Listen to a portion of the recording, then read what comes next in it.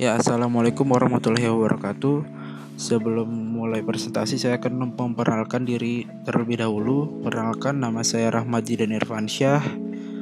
NIM saya 18 15 015 016 dari Prodi Informatika kelas A. Jadi dalam proyek ini saya akan membawakan proyek yang berjudul Deteksi Berita Hoax menggunakan algoritma Levenshtein-Distance. Jadi yang pertama saya akan menjelaskan latar belakangnya terlebih dahulu. Latar belakangnya itu media sosial merupakan wadah yang sangat mendukung untuk mempererat komunikasi antar sama manusia. Jarak dan waktu tidak menjadi penghalang untuk saling berkomunikasi. Tidak hanya sebagai media komunikasi, tetapi media sosial juga sebagai menjadi media penyebaran informasi. Dan informasi yang tersebar melalui media sosial itu sangat cepat sekali dikonsumsi oleh setiap akun yang dimiliki oleh masyarakat. Salingnya berbagi informasi merupakan hal yang positif, namun tidak seluruh informasi yang disebarkan itu merupakan fakta atau berita real. Banyak terjadi kasus penyebaran yang merupakan orang menyebarkan berita hoax atau palsu. Hoax itu apa? Hoax itu adalah informasi berbahaya yang menyesatkan persepsi manusia dengan menyebarkan informasi yang salah namun dianggap sebagai kebenaran. Informasi sesat dari hoax dapat menyebabkan kerusakan seperti finansial dan menyakiti setiap pengguna individu, dan lebih buruk lagi hoax memiliki kemampuan untuk mengumpulkan informasi dan memungkinkan untuk meyakinkan penerima menghadiri acara atau bisa dikatakan membuat orang yang terkena hoax ini mengikuti orang yang dia mau gitu, seperti itu, seperti ditipu gitu ya. Tujuan dari proyek ini adalah tentunya menerapkan algoritma Levenshtein-Distance dalam sebuah sistem deteksi hoax serta untuk membantu pengguna bisa lebih selektif lagi dalam memilih mana informasi yang real atau yang nyata, fakta gitu, dan mana yang hoax atau berita yang palsu. Untuk tahapan awal, yaitu tahap pertama dalam proyek ini, yaitu mengidentifikasi masalah dan studi literatur, di mana tahapan di sini peneliti melakukan pendalaman data lebih lanjut mengenai studi kasus yang ada gitu, dan mendalami studi literatur yang sudah ada agar lebih dikembangkan lebih lanjut. Untuk tahap kedua, yaitu mengumpulkan data. Data yang akan dikumpulkan itu data berita hoax baik dari sosial media ataupun situs website gitu ya, yang menyajikan untuk khalayak umum seperti turnbackhoax.id. Jadi yang belum tahu, turnbackhoax.id itu adalah sebuah sistem yang menyediakan data-data seperti hoax, berita mana yang hoax, berita yang mana yang real gitu ya. Jadi untuk tahap selanjutnya ini ada prapemrosesan data target, di mana tahap ini data yang sudah didapatkan melalui penelusuran dalam situs website turnbackhoax akan diolah dan disimpan ke dalam penyimpanan dokumen seperti format TXT untuk dijadikan yang nantinya akan diproses kembali melalui metode perhitungan TF-IDF gitu ya. Penggunaan TF-IDF ini untuk memberikan bobot setiap kata dalam dokumen yang digunakan sebagai penyeleksi fitur atau kata yang memiliki informasi yang sangat mempengaruhi sebuah dokumen.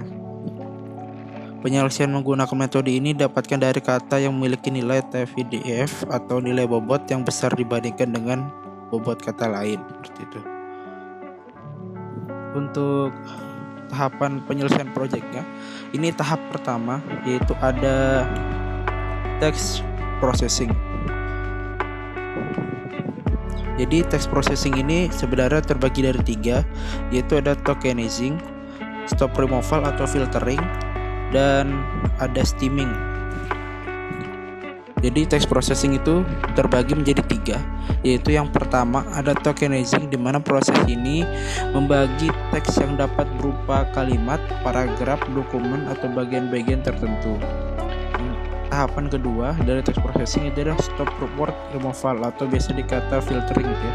Dimana di proses ini kata itu dipilih mana yang penting itu dari hasil token, yaitu kata-kata pastinya digunakan untuk mewakili dokumen. Yang tahap ketiga ada stemming, proses pemetaan dan penguraian bentuk suatu kata menjadi bentuk kata dasar. Jadi saya akan menunjukkan ini proses tokenizing. Ini sebelum dan sesudah prosesnya. Jadi awalnya seorang bayi telah dilahirkan di Israel yang mukanya mirip seperti Dajjal. Allah Subhanahu wa taala telah berkata di dalam Al-Qur'an bahwa seorang bayi yang kelihatan seperti Dajjal akan dilahirkan di Israel, dan tentu itu adalah pertanda hari perhitungan. Ini sebelum di tokenizing ya, ini berita hoax yang sudah di tokenizing. Seorang bayi telah dilahirkan di Israel yang mukanya mirip seperti Dajjal. Allah Subhanahu wa taala telah berkata dalam Al-Qur'an bahwa seorang bayi yang kelihatan seperti Dajjal akan dilahirkan di Israel, dan itu adalah pertanda hari perhitungan. Jadi saya akan melanjutkan. Ini selanjutnya ada proses stop word removal. Ini ada flowchartnya. Jadi dimulai, baru hasil dari proses tokenizing yang awal tadi di proses, baru lanjut ke pengecekan array stop list, baru masuk ke decision. Jika token sama dengan stop list, jika salah langsung masuk ke daftar term atau kata. Term itu artinya kata ya, dan jika benar dia masuk ke hapus token, baru selanjutnya masuk ke daftar kata dan selesai. Ini ada contoh dari proses stop word removal atau filtering.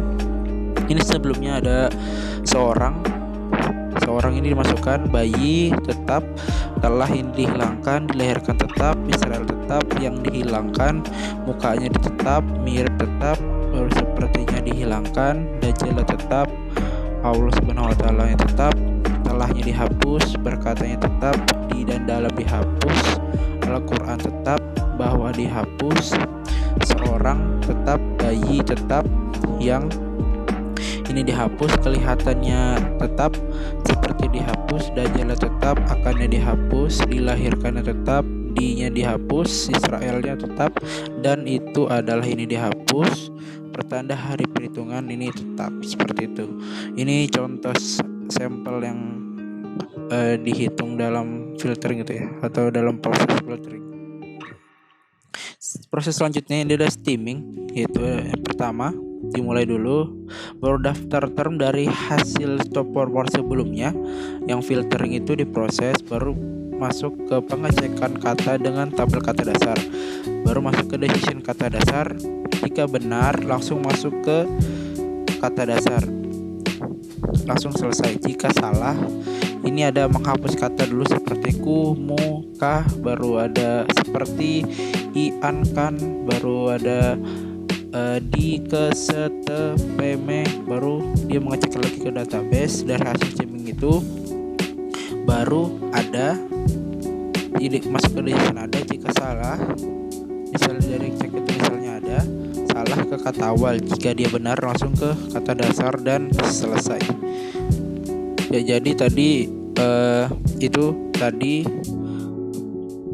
tahapan penyelesaian project untuk tahap 1 atau track processing itu terbagi dari 3, dan tahap kedua ini ada pembuatan kata atau menggunakan algoritma TF-IDF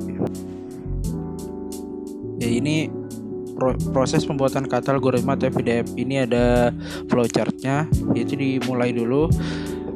Data kata hoax ini diinputkan terlebih dahulu, baru diproses. Data latih yang tersimpan di database akan dimasukkan juga sebagai pembanding. Ini ada menghitung kemunculan kata hoax dalam dokumen gitu ya. Jadi data latih ini yang sudah di-download jadi menggunakan TXT ini dimasukkan ke dalam proses. Jadi data kata hoax dan data latih akan dibandingkan itu seperti itu. Dia menghitung kemunculan kata hoax dalam dokumen, baru lanjut ke menghitung total kata dalam dokumen, lanjut ke menghitung data kemunculan kata hoax, lanjut ke decision kata hoax habis. Jika tidak, lanjut ke menghitung kemunculan kata hoax. Jika sudah habis, dia lanjut ke menghitung FIDF. Baru jika sudah, kesimpan ke data target dan prosesnya selesai. Ini ada contoh proses perhitungan definition distance ya. Ini kita ambil sampel. Ini ada lahir dan orang gitu ya. Ini dalam algoritma ini dilakukan penyeleksian panjang kedua string terlebih dahulu. Jika salah satu atau kedua string merupakan string kosong, jalannya algoritma ini berhenti dan berikan hasil edit distance atau bernilai 0. Baik, apabila string yang dibandingkan panjangnya tidak bernilai 0, maka dilakukan perhitungan. Misalnya ini string A ya, yang lahir, dan string B ini orang. Jika dilihat sekilas kedua string tersebut memiliki jarak 5, berarti untuk mengubah string lahir menjadi orang diperlukan 5 operasi. Jadi ini ada sudah mensubstitusikan ada 5 operasi. Ini L dengan O itu lahir,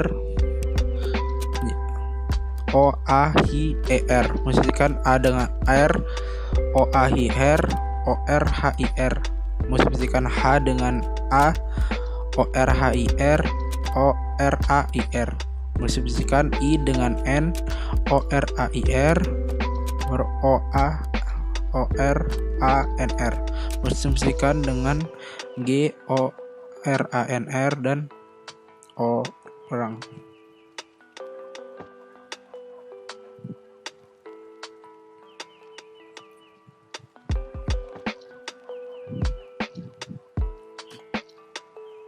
Dan ini matriks perhitungannya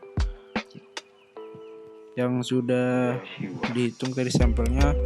Jadi perhitungan ini merupakan contoh penerapan algoritma definition distance berdasarkan tabel ini, di mana perbandingan antara string A yang lahir tadi yang memiliki panjang 5 dengan B yang orang tadi memiliki string panjangnya memiliki 5. Dari perbandingan ini dapatkanlah nilai jarak perbedaan antara dua string tersebut adalah 5, diambil dari nilai matriks pada ujung kanan atas. Ini R-nya sudah di ujungnya sudah 5, G-nya juga di ujung sudah 5, jadi sudah ketemu.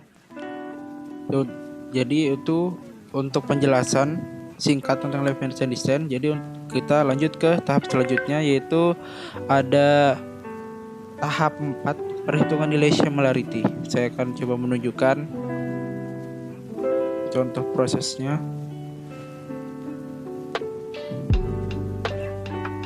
Ya, jadi ini adalah nilai perhitungan dari nilai similarity ya. Contoh rumusnya. Ini contoh rumusnya. Jadi setelah mendapatkan nilai dari edit distance gitu ya, yang proses sebelumnya, langkah selanjutnya kita ini menghitung nilai similarity ini. Jika nilai similarity ini adalah 1, maka kedua string dibandingkan sama. Di lain hal, jika similarity 0, maka kedua string yang dibandingkan tidak sama.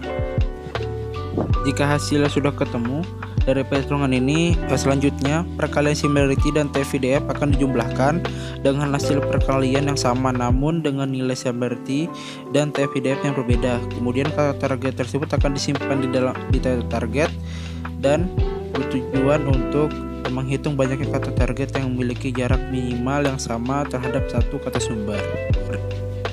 Perhitungan selanjutnya adalah menghitung rata-rata dari keseluruhan hasil perkalian similarity dan TFDF dan didapatkan nilai persen. Dan ini hasil dari perhitungannya. Jadi batas 0,1 dengan data uji 40 dokumen dengan pembagi 20 berita non hoax dan 20 berita hoax memiliki nilai precision, recall, dan akurasi yang konsisten, yaitu precision 0,7, recall 0,7, dan akurasi 70%.